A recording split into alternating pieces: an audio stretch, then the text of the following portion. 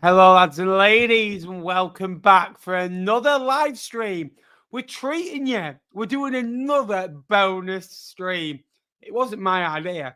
He messaged me at 11 o'clock this morning going, let's do a show. We had 6 games last night. We had drama at the top. Big results. When every result meant something. It's a power hour. So when we are after finishing our second game, after 45 minutes. No, none of that tonight. No, none of that time because I want my bed. Hope we're all well. Please like and follow the stream if you haven't already. And get your questions in as well.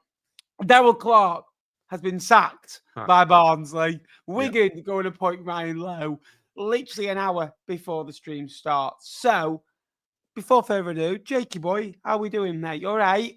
Today was a good day, Ben. Do you know why? Go on.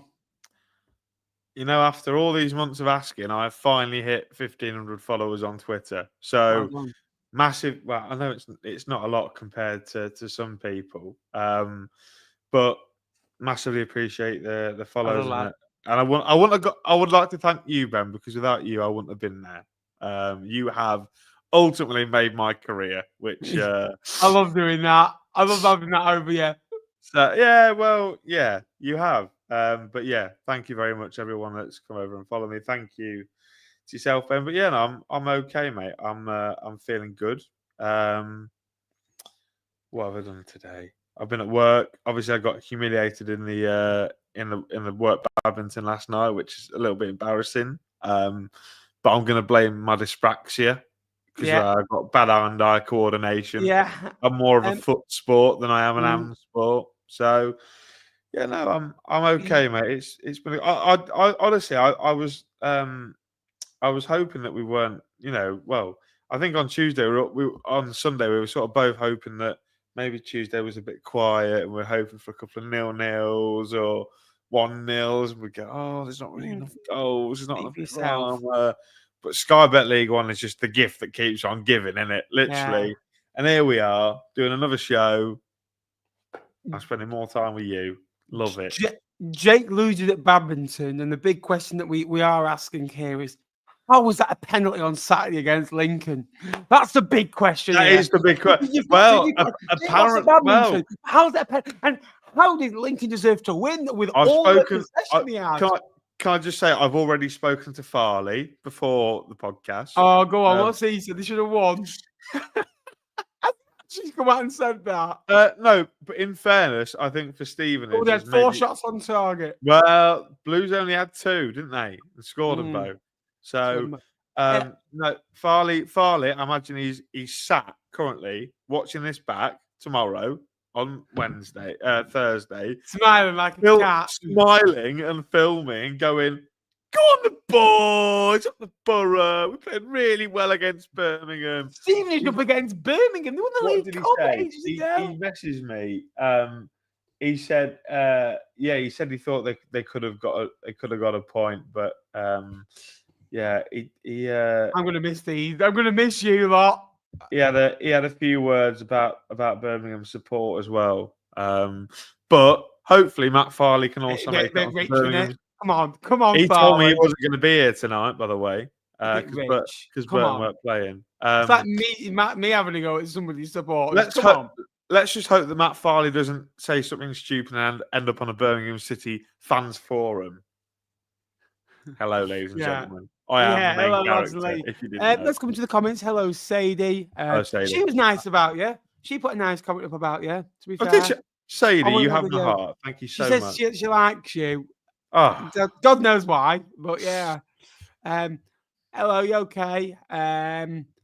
So all like the stream as well. We very much appreciate. I just wanted to thank the 80 people that joined us over the weekend. On Sunday was the highest viewed League One live we've ever got. So I would just like to thank Birmingham City and Lincoln City. The Birmingham fans coming on and gloating at this man as well. You're welcome. Yeah, that is the highest League One live we've ever had. The support was the most subscribers we've ever gained. I think we gained 80 subscribers off it, which is just quite frankly phenomenal. So Birmingham fans, thank you very much. Thank you to everybody who watches and subscribes. We are now just over 300 away from 17,000 subscribers. The comments on that video after people watched it back. I've not watched. I need to. I think, I thought you would. I was getting them like through at work, thinking, it's a good job Birmingham going up. Is all I'm saying. Yeah, you're getting rid of him. We'll start off at the men. Are we not starting off with the managers? Like I told you. We'll start off with the managers.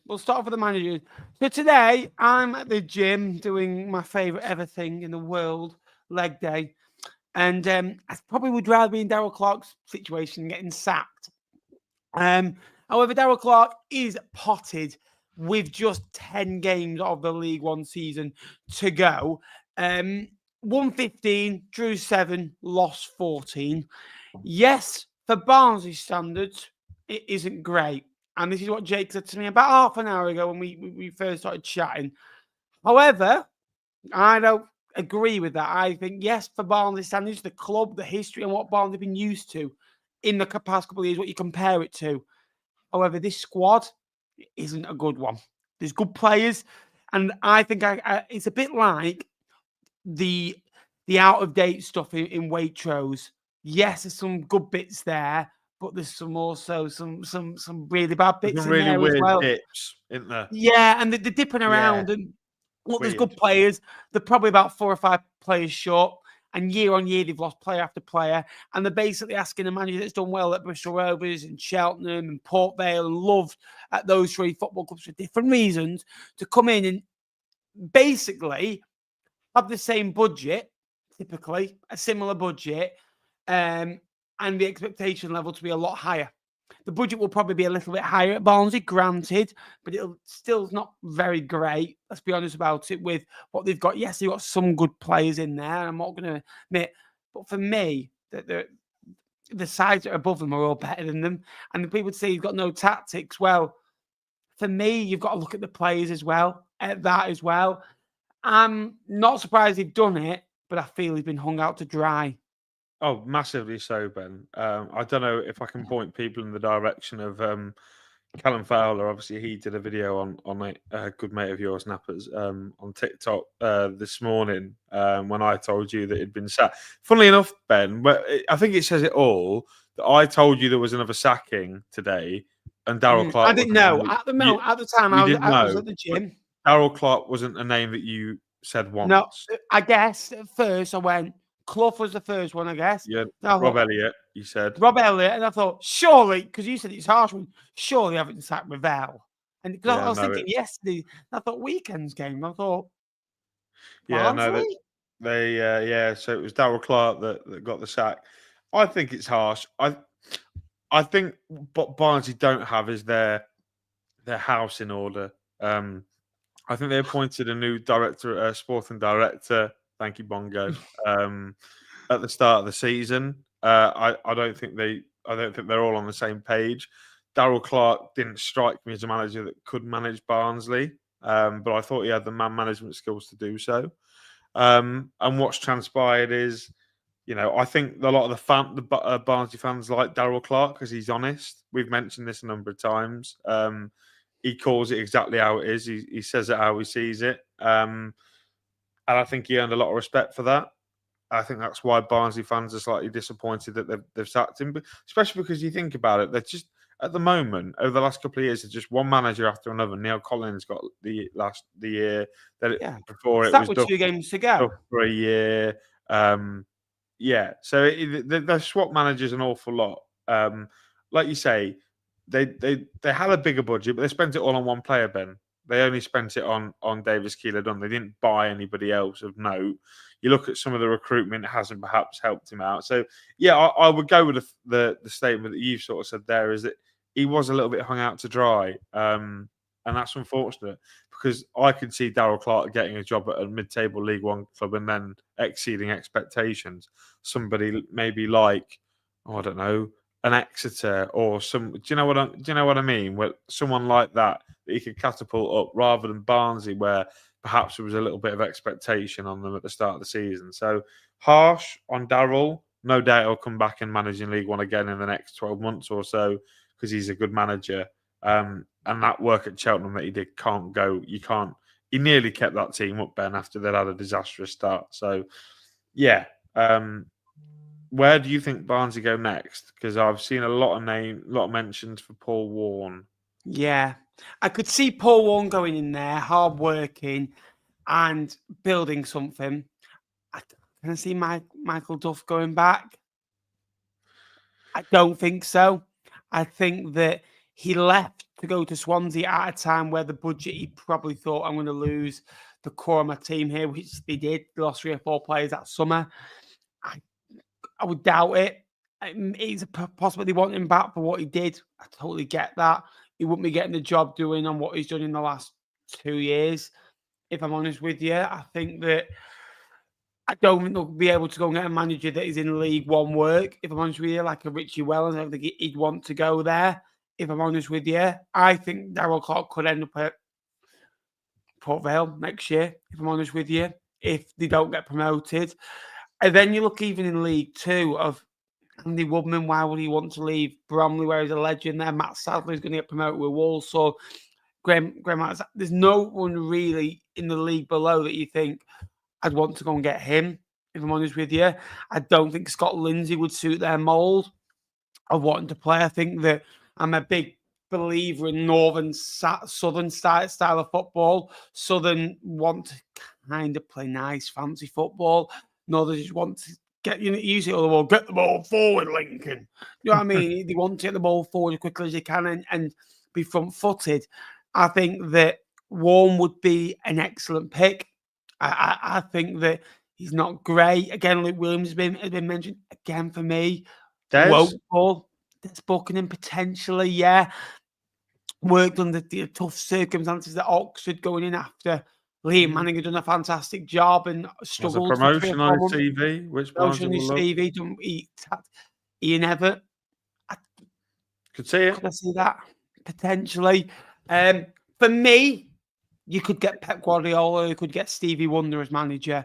If you're not going to back your manager, you are not going to be competitive. And for me, people go, Barnsley this and Barnsley this. Barnsley should be doing better.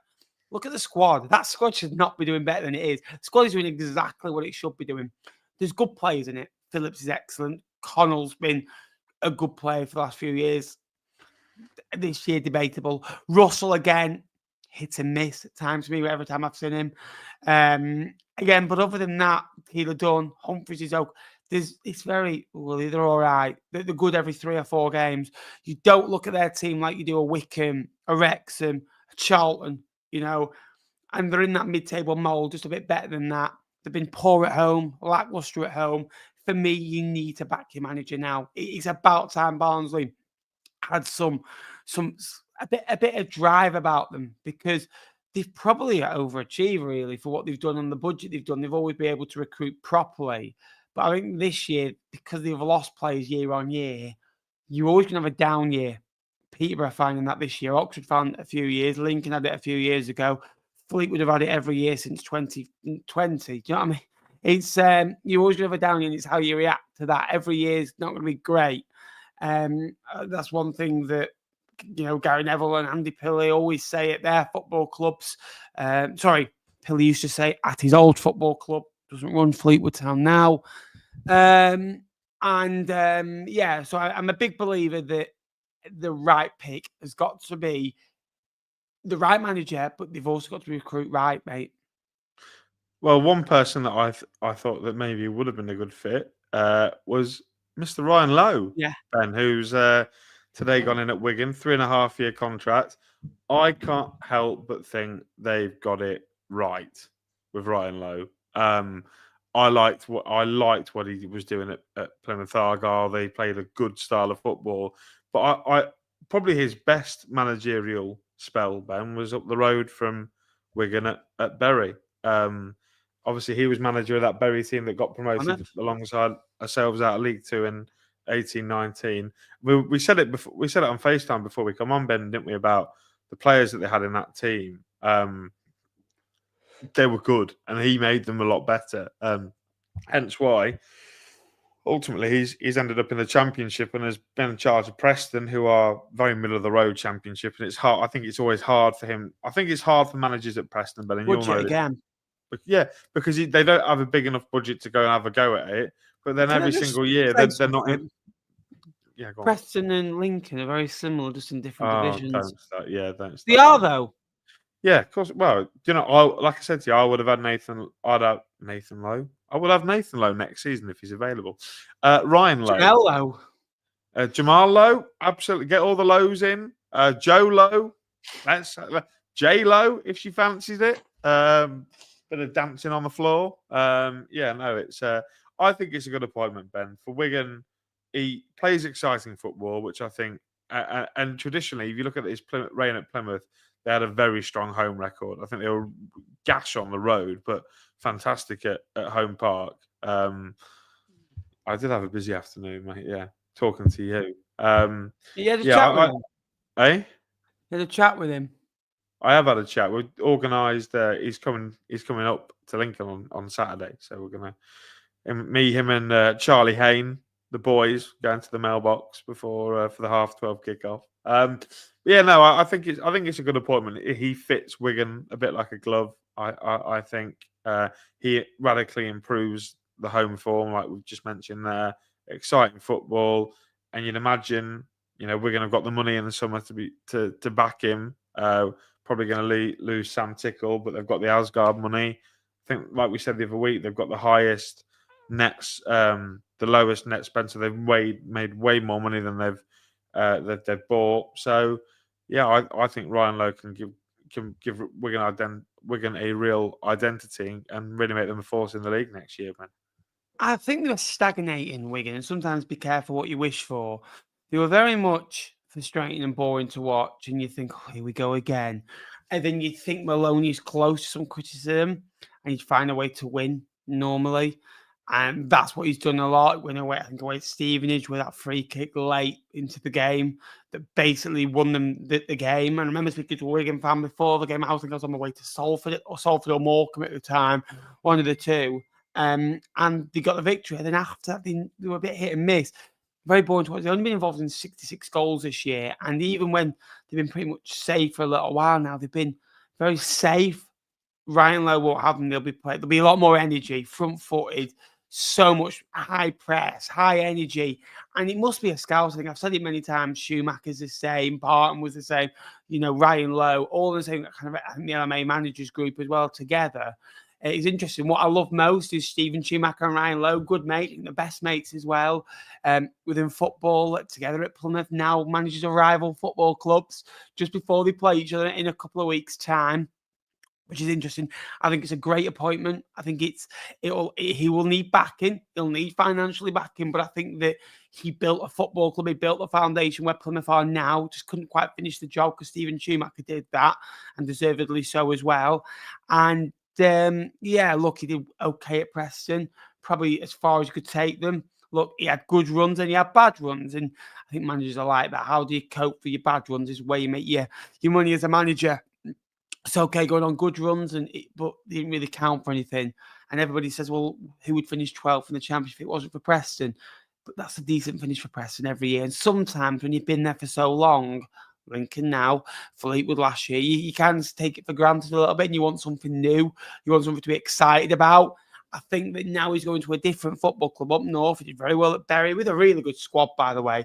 Your Maynards, your Mayers, your Telfords, your Smiths. Adams. Yeah, Nicky Adams. It was a streets don't forget type of football club, wasn't it, at the time? Shame they didn't win the league though, wasn't it? Yeah, it was, but they got promoted. And unfortunately, less said about that, the better. Yeah, again, on the way back, hopefully now. But yeah, so look, it's a great appointment and one that I kind of think I can get behind. Yes. Shall we go to start? Games? If you could like the show as well, that'd be appreciated. We've not talked about a game yet. We're fine. We've got 6 games, 40 minutes easily. Yeah. 5 minutes. Where are we going? Let's go for 6 minutes a game. Bristol Rovers. Prior to this one, Bristol Rovers had just won one of their last 10 league games against Bolton Wanderers, drawing 4, losing 5, scoring more than just 1 goal in 2 of those matches. This was Bristol Rovers' first win in the midweek, playing on Tuesday, Wednesday, Thursday games in League One in 9 matches, drawing 2, losing 6, since a 1-0 win over Shrewsbury in October. Everything is always over Shrewsbury, or you know what I mean, these days as well. Again, good goal from Aaron Morley on the night as well. He's now been directly involved in 5 goals against Bristol Rovers. 3 for Bolton, all at the Memorial Stadium, and 2 assists for Wickham earlier this year, also at the Memorial Stadium as well. So, again, great character shown from Bristol Rovers, who, since Caldon's come in, look, they've been fantastic at home, haven't they? They've really started to make the men a fortress because, look, we since we branded it as a speed camera, they pulled themselves away, and look, they've been absolutely excellent at home. And, you know, you look at it, it's been a bit frustrating. They beat Barnsley 3-1. They were unlucky against Leyton Orient, probably unlucky maybe not to take something from that. Beat Burton Albion 3-1, beat Peterborough 3-1, beating Bolton 3-2, beat Huddersfield 1-0, lost 3-2 to Rotherham. So these are exciting games where they're scoring goals and on the front foot as well. Great victory for them. For Bolton, the first defeat under Steven Schumacher since the Reading game. A bit of a knot, but still in the playoff places with 10 games to go. Yeah, I will give Bristol Rovers their flowers yesterday. I thought they were the Matt Flowers. I'll give them their Matt Flowers. Flowers, if you're listening, lots of love. I can't wait to give you a cuddle on Saturday when we're celebrating our winning goal, whenever that might be. Yeah, no, it was a really good performance, and they got the early goal through Chris Martin through a penalty.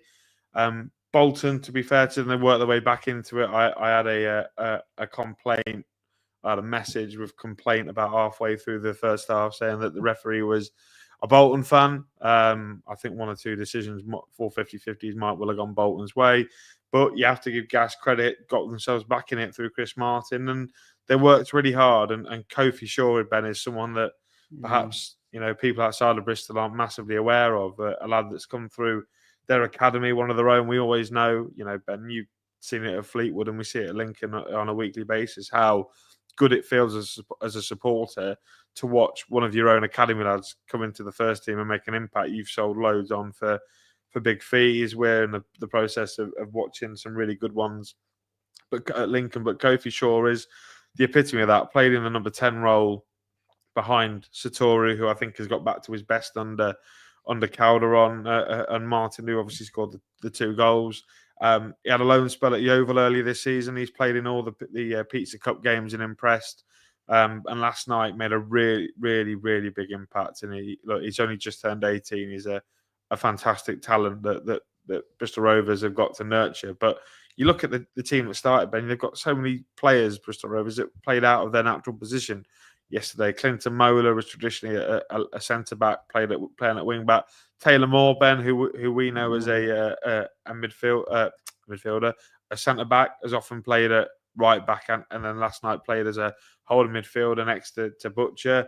Satoru probably is more of a number 10 than he is a centre-forward, so he's played that position, but they played really well. And Connor Taylor, Ben, is someone that you mentioned in your latest members video. So if you're not already a member, go and check him out, because he's done a video. And of course, I get a mention or 56 throughout the course of the video, which I appreciate nonetheless. Comes up and scores a winner, and he's a big asset for Bristol Rovers because they paid a lot of money for him. And there's the pressure to demand a lot of pressure from him, and he scores that winning goal. And the atmosphere at the moment was great under Calderon. They're fantastic at home, and I think they are 8th in the home table and 22nd in the away table. They've got to sort that away form out if they're gonna sort of kick on under Calderon. But look, nights like last night are what fans dream of. Under the lights, beating a big club like Bolton at home, and they deserve a lot of credit. And they're on a good run at home, like you mentioned. So really good win for them. For Bolton, like you say, Ben, still in the playoff picture, still in the playoffs. I know obviously Reading cut the gap to them last night as well, but yeah, look, this Bolton team, they'll just see it as a little blip in the road on their way to finishing the top 6, I would have thought. Yeah, I'm promised with Cherry out for the season. He can't catch a break, that lad, at the minute. Again, lots of late goals for Bristol Rovers at home this year, especially of recent times as well. When you look at it, the one last night just identifies what the football club is all about, spirit, what Darryl Clarke, when I first started really thinking about League One and covering it, what they're all about, realistically as well. And they look like the Stockport game, and it was a 90-plus first minute through Swinkles. The Bristol Rovers game was, I know they were 2-0, but Real Satori scored in the 83rd minute. And it is all about character and go to the very end as well. And that's what they did. They can get early goals as well. Real Satori started to find a bit of form, which is good for him. The Bolton Wanderers, not all is lost. Look, there's going to be bumps and bumps in the road as well. They've lost to Reading and Bristol Rovers away. 2 tough places to go for different reasons. They've still won 50% of the games. Where it is won and lost. Look, Stockport have had a phenomenal season. Bolton Wanderers have had an average season. Let's be honest, hit and miss. Although they can go above Stockport County come 3 o'clock on Saturday afternoon, would be in the early kickoff if they win that game. All of a sudden, then Bolton Wanderers can be level on points with Charlton Athletic, and I hope for no mercy that Charlton are at Blue Water this afternoon. That's all I will say, because you don't want to be doing that. Because we'll come to them in a minute. Do you know what I'm on about when I say that? Blue Water's a shopping centre. Yeah. Do you know why I'm saying that? Not seen Nathan Jones' interview. Yeah, of course I have. Well, that's why I'm saying that then. That's right. Where are we going next, Ben? Not a clue. He's not got a clue what I'm going on about. Man, I saw it on Twitter. He basically said, I'll get it when we do the chant segment. Reading 2, Wrexham 0. Wrexham missed out on a chance to go into the top 2 over Wycombe Wanderers. However, now Wycombe have the advantage with having that game in hand and having Wrexham at home. That could be a 6-point buffer come the weekend, or Wrexham could take advantage back. That is all on that game. However, if you offered Wrexham the chance to win one and lose one, they probably would take beating Wycombe, so you're stopping them from getting 3 points as well. Wrexham end the 4-game winning away run as well. Prior to this one, both of Reading's games, last home games, had ended 0-0. Prior to this, only 2 of their last 109 home games had ended 0-0. So they've had 2 in a row. They come like the 8 p.m. buses, but that's why it's the 8 o'clock bus. Done. There you are as well. Reading have won 7 of their last 9 league games against Wrexham, drawing 1, losing 1, scoring 2.1 goals across that time as well. Massive victory for the Rose, who categorically are still in the playoff charge now, just 2 points behind Bolton, 4 points behind Stockport, their 16th victory of the season, their 58th point of the season, and their little mini unbeaten run carries on. I was just say what a man Shane Bongo is, and also what a guy, Ricky, yes, as well. Yes, we missed these. Thanks, Shane. What a guy.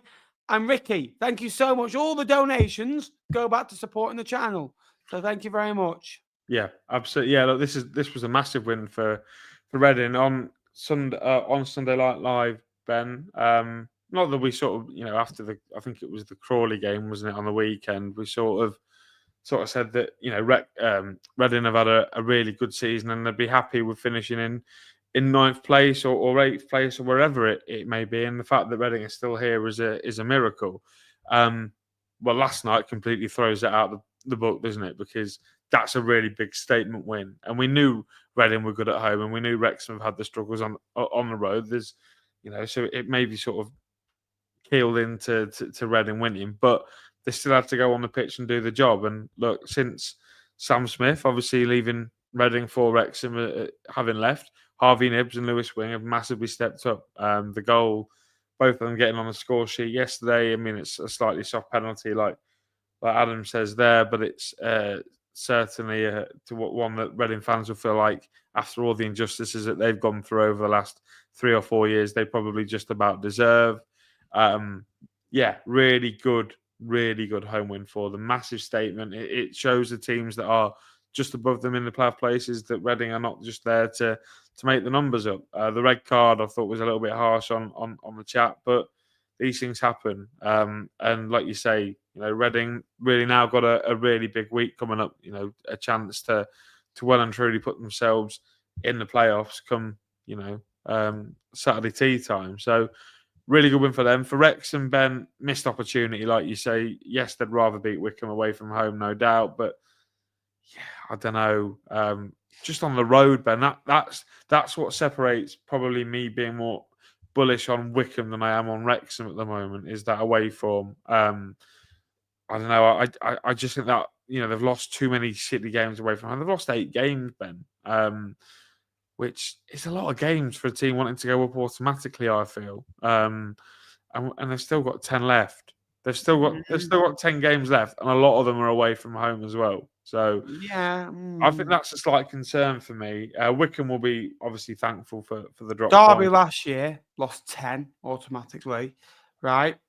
The season before, Ipswich were unbelievable, only lost 4, granted, but that was a freak of nature. Freak season. It was. Rather than the year before, had lost 10. The year before that, Rotherham had lost 9 and 10 in the seasons they went up. Peterborough, what I'm saying 11. Is Wrexham I get that, but if you lose 10 but win 30 and you get points, it doesn't matter how many games you lose, how many points you get. And I get they've got tough games. However, my only issue is they tend to throw a stinker in. There tend to be a game where you think they shouldn't lose that. Shrewsbury at home, Shrewsbury away, was one. Leyton This Orient is not a game. home. This is not a game. This is not a game though that we categorise like that, because going to Reading is it's very, very tough. Don't get me wrong. Who have you got your money on? Wickham with a game in hand, playing at home. Yeah, I think I until last night I was really bullish over the line, aren't they? Both of them. Yeah, I think they've been impressive lately. I think it's going to fall in Wickham's lap. To be honest, I think the other teams are just going to capitulate a little bit, maybe not be as consistent. And that good start helped. That run where Wickham were just so ruthless under Matt Bloomfield. I feel like that probably has done enough for them to solidify it, but still, take nothing away from Reading. This is a really, really big win for them. 3rd best home form in the league. Crawley 0, Charlton 1. So Nathan Jones isn't out of the ordinary, right? For me, I don't. He did very well at Luton, and I think that he's got to be at a football club that buy into his methods, because he's so intense, and he's one of those things, right? You'll know what I'm on about more so. When you're with somebody, and then they'll be in bed, and then they'll think, "What did you mean you said that to me 3 weeks ago when we were out?" So he would overthink things, and things will come into his brain, and he basically said, "We've got 8 weeks of the season left. I don't want players doing this." And he means he wants an all-in mentality. He doesn't want you getting distracted, and the eyes are firmly on the prize. But for me, I think that I take him for this is him. And the players know you're doing this. He's very strict and regimental. And look, he's built a great culture at that football club, and you can see it. The simple thing is that they're doing, it's not revolutionary things that the Charlton are doing at this moment in time. They are winning games of football and doing it effectively, keeping clean sheets, being hard to beat, but they are winning games that simply they were drawing last. It wasn't like they had a disaster last year. They weren't great, and they weren't where they wanted to be, a bit like where Blackpool are now, and I keep alluding back to Blackpool, thinking they could do similar things to Charlton if they do things the right way and trust a manager. Jones was close for him to get sacked in November by some fans that I didn't really agree with. And then since Christmas, they've been absolutely phenomenal. And Charlton have now won each of their last 7. So each of the last 6 midweek games, Tuesday, Wednesday, Thursday league games as well. So they're on a great run midweek. They're on a great run in total as well. Nathan Jones asking for an all-in mentality, and he's getting it. They are now only 5 points behind Wycombe Wanderers, 5 points behind Wrexham, and Charlton, again, do have some tough games to come. However, the next 2, home to Wigan, away at Peterborough, and then they have got Huddersfield to come to the Valley. Mansfield, Lincoln, Cambridge, Northampton to come before a trip to Adams Park, a trip to the racecourse, which could be difficult before the end it at home to Burton, who could season be over by then because it could already be safe by then. I'm not calling them out of this title race. Title race? Promotion race. Blues fans, you've got a bit of competition. Ben, can I ask you a question? Fans, please don't go anywhere. You are the light of my life. I think he was Up joking. the Blues. Can I ask you a question? Who's a better wordsmith, Nathan Jones or Lee Johnson? Lee Johnson. Nathan Jones seems like he's angry. He's nervous. Yeah, no, this was a particularly good win for them away from home. It wasn't vintage, but I think this is exactly what Charlton were about at the start of the season. Do you remember we were saying, they were winning fine margin games of football, and they did it again last night. A goal through Cherish Moore, Alex Gilbert, Ben with another assist. He has made such a big impact since coming in on loan from Middlesbrough. I feel like I say that almost every week. But massive. Going to Crawley isn't for everybody, unfortunately.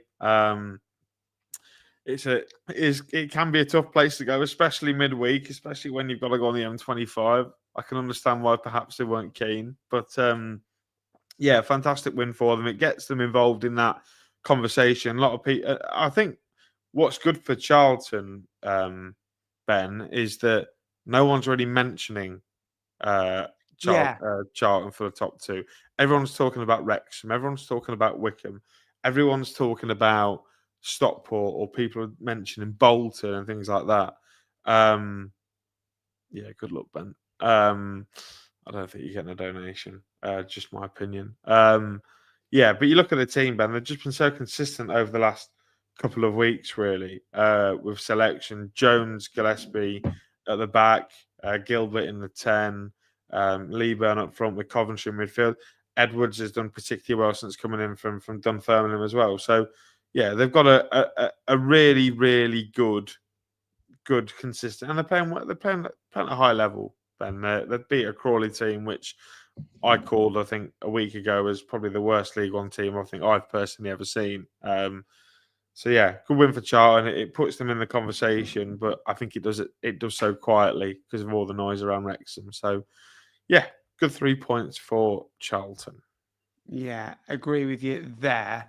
Birmingham 2, Stevenage 1. Now, Jake, can I just ask you a question? Yes, I know where you're going. Now, Stevenage, right? No, listen to this, right? Their coach pulled up into the stadium. Now, because they put 11 players out onto the pitch and they had a kickoff in the match, so Stevenage had 3 kickoffs in the match. Birmingham City only had 2. Now, Stevenage also, right, per fan in the ground, sort of more pies and hot dogs in the. Does that not correlate to 3 points?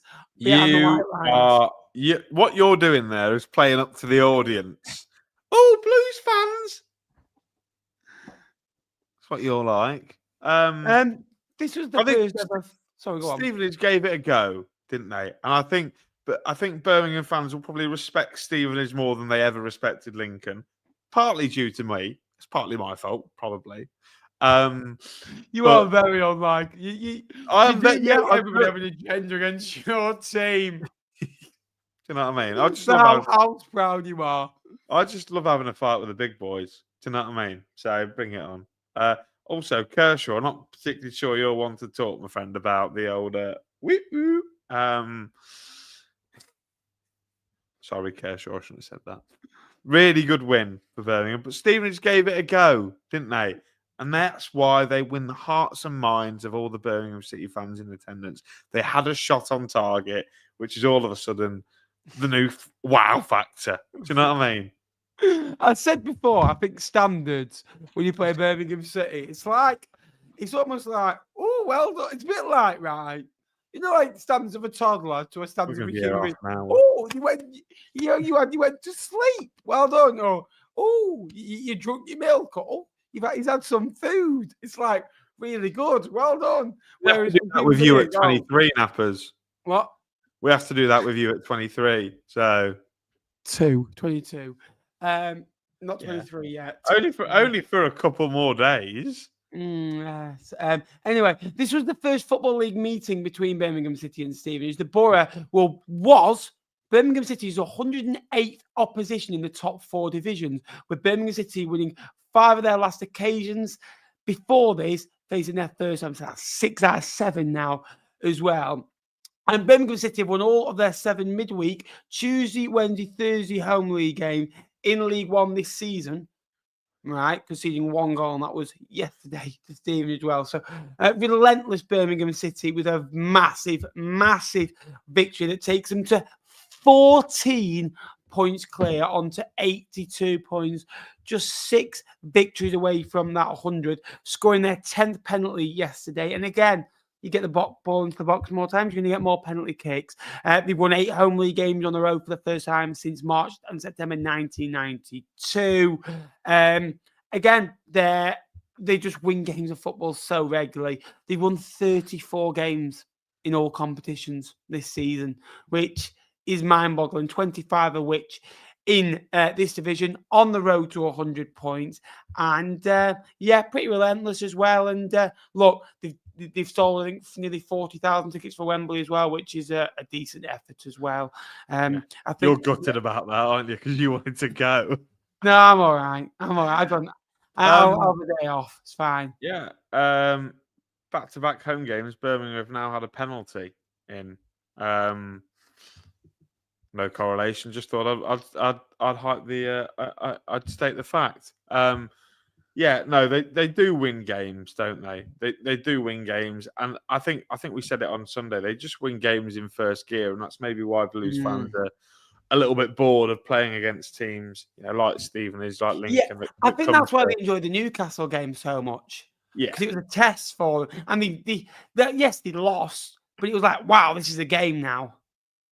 Yeah, no, I completely agree. Maybe a bit like Belgreaves and Fallon Sherritt playing, there, no disrespect, but they just want a bigger challenge, don't they? They just want to see their team tested, because at the minute, to be frank, like no one is testing Birmingham in any capacity. Yeah, Kieran Dow back-to-back penalties for him. I wonder if they did the whole Jay Stansfield takes the ball and pass it to Kieran Dow like they did on Saturday, but he took it away. Bitter.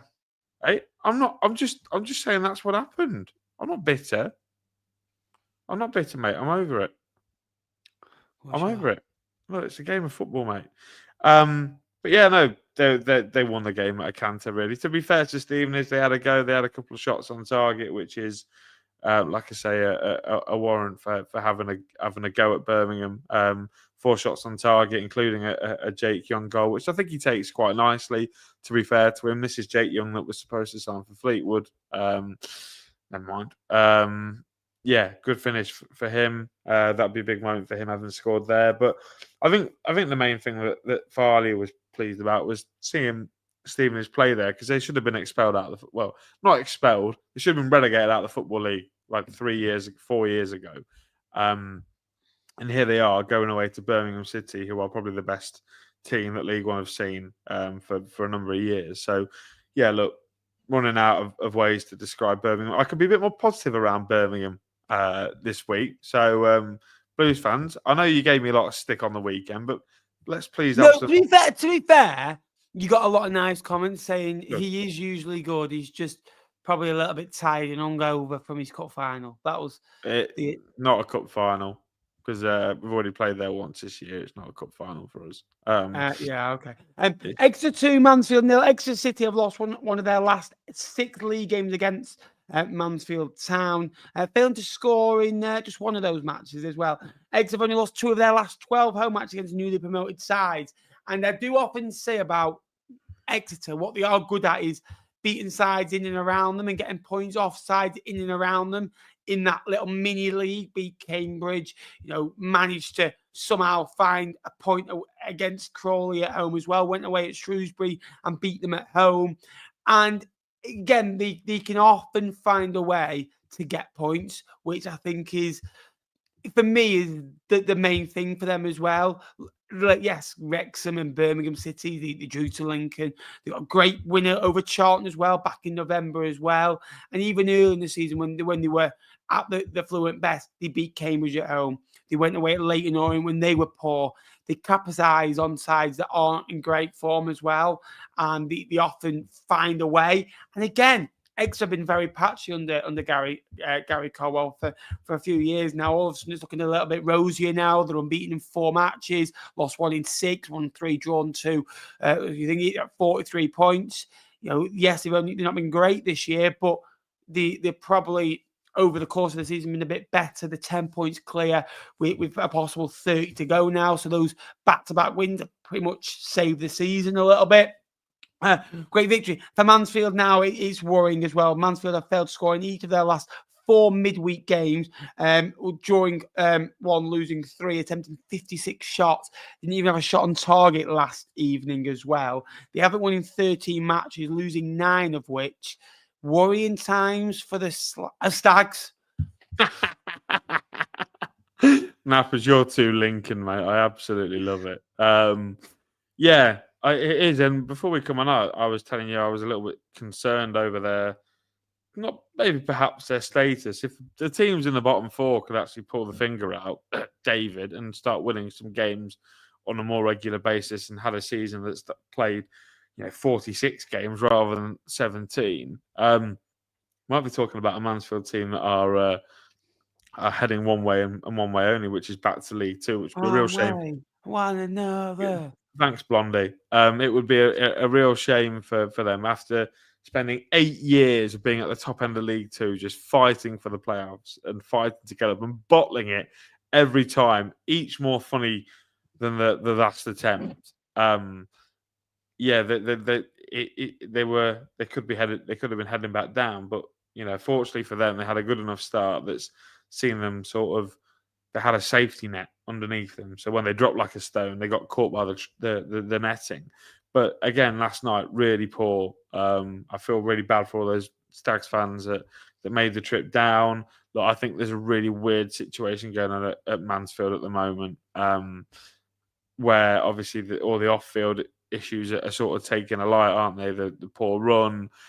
You've got the issues with Lucas Akins as well, which can't really be helping things in the dressing room. It must be a real distraction for the players, and ultimately, they lost they lost a key man over the last in the summer as well. So, for Exeter, it was a confidence boosting morale win.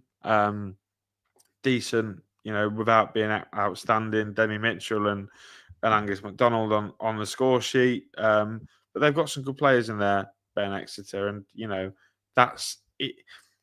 Exeter were one of those teams a bit like Mansfield that were sort of free falling towards the bottom 4, but back-to-back wins now just seized them on 43 points. Probably need one more win and a couple of draws to secure the safety in League One for another year. So I don't think Grecian fans can be complaining about that too much. 1 game to go, and Blackpool had to come from behind. Did you see the Cambridge goal? Yes, it's Don Ballard, who, can I tell you, his only goal for Blackpool came in a 4-4 draw away at Cambridge. His only goal for Cambridge has come in a 2-1 defeat against Blackpool, and it's comical. Scored for Reading against Fleetwood last year as well. And Blackpool have lost 1 of their last 11 league games against Cambridge United, winning 4, which is 5 wins and 5 draws, a 2-1 defeat in December 2023. Blackpool have lost just once in their last 15 matches, however, only winning their 5th game yesterday, drawing 9, losing 1, taking 24 points across that period. Since winning both of their first 2 away league games against Blackpool in 1993 and 1995, Cambridge United are winless across their last 5 visits to Bloomfield Road. Blackpool, back-to-back victories now, and I thought on Saturday they were outstanding and could have had 6, possibly 7, even 8 against Barnsley. It was really good. Blackpool up to 11th now in Sky Bet League One, up to 51 points. 9 off the playoffs. If they've got any aspirations to get in there, I think they'd have to win 9 of the last 10. I think it's unrealistic. However, They've only lost 9 times this year, which, by the way, only Birmingham, Wickham, Wrexham, Stockport County have lost less games than Blackpool. They are tied with Charlton Athletic. So that tells you Blackpool are hard to beat. They just need to find a way to win and get over these fine margin games, which they have done recently, which they've been a bit better. They've won a few more games of late. Blackpool, I think, will be up there next year if they keep the core of the squad together as well. Sonny Carey now adding goals to his game, which is nice to see as well. I wonder if he's still on the Wetherspoons mixed grills these days. I don't think he probably will be. I wouldn't have thought so, mate, but he's not the most famous sports person to come from Kings Lynn. Do you know who the most famous current sportsman to come from Kings Lynn is? No idea. Do you know the name George Russell? No.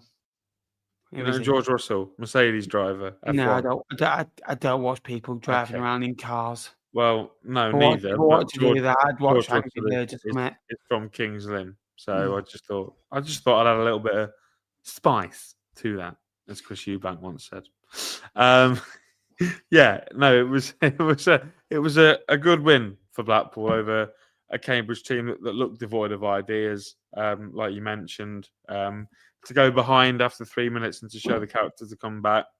Sonny Carey, like you mentioned, is making a real fist of it. He's him and Albie Morgan in midfield have had particularly good seasons, I think. But yeah, no, I agree with you on Blackpool. Probably more a team looking ahead to next year if they can finish where they sort of finished last season, which I believe was 8th. If they can try and finish around there, that would be another good season. But under Steve Bruce, you can only see them getting better.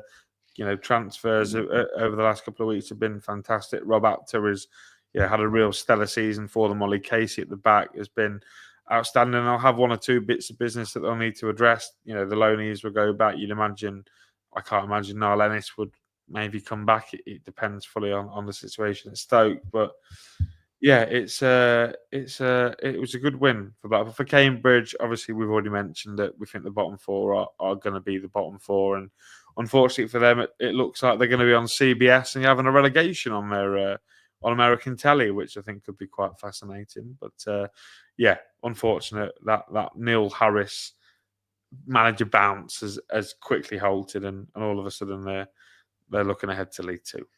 Yeah, again, they've struggled this year of Cambridge. He says it halted. They've been losing games by the odd goal. That's been the story of the season. Fine margins. Football is tough because, look, in League 1, League 2, it's fine margin in games as well.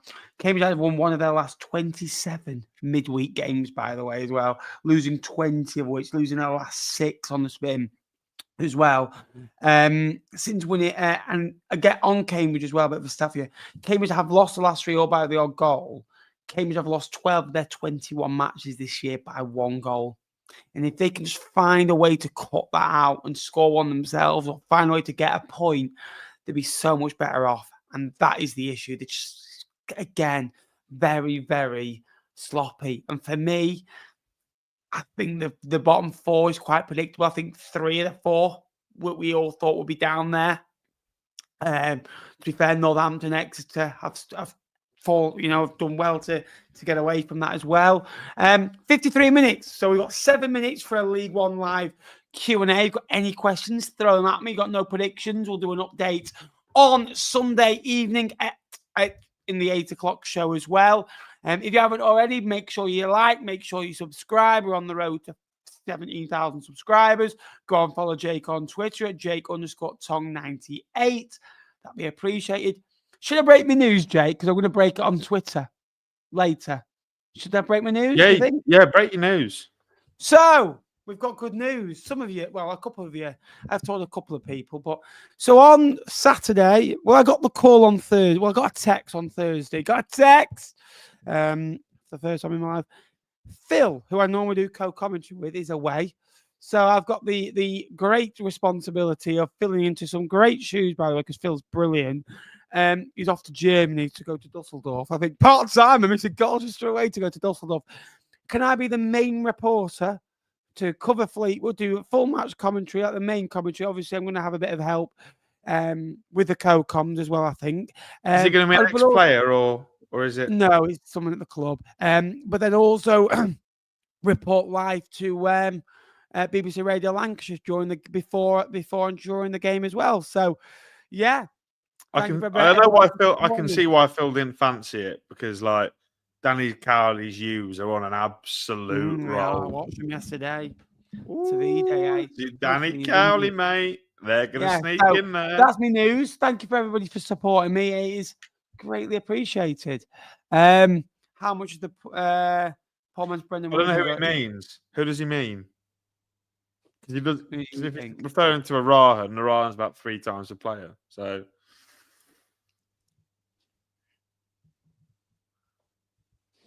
How much? What, for Arahan? Yeah. I think we'll get $1.5 million, I think. Yeah, I think that's reasonable. Thank you, Sadie. Appreciate that. Where's Sue? She didn't turn up to the Wednesday shows. Shit, that's a lie. She did last week. Or we didn't do one last week. We did one last week. Didn't she? Yeah. Thank you, Chris. Appreciate that, mate. Really nice comment. Yes, congratulations, sir. Yeah, very much so. Yeah. I've seen that, Jay. Yeah, I've mad that. Congratulations, Nippers. Thank you. Appreciate that. Even gets mine. Should we do 5 minutes of Q&A? If you've got a question, wait for questions to come in. Football related, please. 5 minutes. It's all down to you. I think David asked one, Ben. Are you confident the bottom four, the current bottom four? Yeah, I am now. Yeah, me too. Me too. Here for the Lincoln tears when Rovers win 1-0. You see, that would involve Bristol Rovers keeping a clean sheet. I can't see that happening, especially when they defend set pieces like a preschool against the best team in the EFL at set pieces. Good luck. Oh, I'm just saying. Set piece again, Yeah, you thought you were set piece FC. We literally are set piece FC. So we are. Oh, yeah. Yeah, we scored the most set pieces in the EFL. Predictions. Well, I think I went for a Wigan win in that one. I think I went 1 each, didn't I? The 14 clear now. I reckon it's Peterborough away, isn't it? We think Peterborough away. Yeah. Let me get their fixtures up. What are they? 14 points clear at the minute. Yeah. Say it stays 14 clear. That's 4 games. The season. That'll mean by game 41, 42, 42 they'll win. So that'll be how many games they played now? 36. 5. 35. 36, 37, 38, 39, 40, 41. So after Blackpool away, Ben, you might as well not go to the Fleetwood game and just celebrate with the Birmingham fans. You know something? Can I just say? Fleetwood don't play on Blackpool away. So if any Birmingham fans don't want to go... Oh, wait there. No, Ben. No, it's been rearranged for a Tuesday night where Fleetwood don't play. They are then. Yeah, to be fair, he does do the okie dokie. Can we have an update on this, please? I think I am still out. Really? Yes. And I hear damning things all the time, which tells me that I'm still in the right. Yeah, for me. That's my opinion, though. Yeah. Right. We've done a power hour, Ben. We've actually done a power hour. We're doing more often. I'm proud. No. This has been no. We've only done it tonight because we're tired. Yeah, very tired. But I think we've got a week off next week, haven't we? Hold on, let me have a look. Let's have a look. So we've got the weekends games, obviously. Yeah, there's no real Tuesday night game. There's one game, Rotherham Wickham, which we're not. Yeah, we're not coming here for that. No. Then the weekend. We've not got many shows left, before now the end of the year, You say that, but we'll probably still do about 18. So no. We've got 1, 2, 3 for March, right?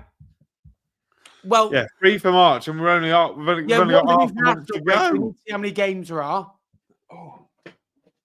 4. To be fair, the international break, we'll cut one in half, won't it? There'll be like 5 games on and there'll be another show. Yeah. And then we'll end up having to do a video. So 7, 8th of April, because I'm going to go to one of those games. So I'm going to one of those games on the 8th of April. 8. Where are we on the 8th of April? Where are we? You're not playing. 9. 9 shows before now the end of the year. 10 with playoffs. 11 with the end of the season awards. Well, that's obvious where you're going on the 8th of April, Ben, because you're not off to Exeter, Wigan, here. Maybe. I quite like the Springs in Exeter. And you've been to Huddersfield, so you won't go there. You're not going to Peterborough. Or might you go to Peterborough to watch them win the league? You've got PTSD from Peterborough. You won't go again.